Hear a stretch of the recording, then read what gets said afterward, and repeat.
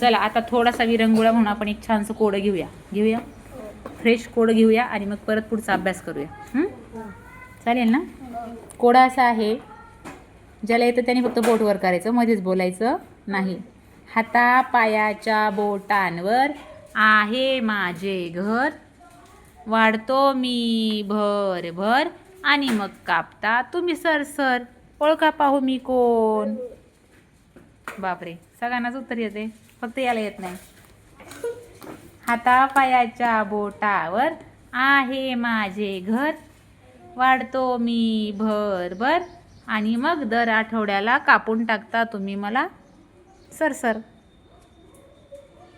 अरे सानिकाला पण येत नाही, याला पण येत नाही, आणि वेदनाला पण नाही, आणि नैनिक्षाला पण येत नाही. आणि हां तू सांग. तिचा अर्धच बोट वरती म्हणून तिलाच सांगितलं मी. सांग बेटा. नाही माहीत. सानिका नाही. सोनू. शेत. शेत कसं काय? हातापायाच्या बोटावर शेताचं घर आहे का? हां वा. हां केस. हातापायाच्या बोटावर घर आहे केसांचं.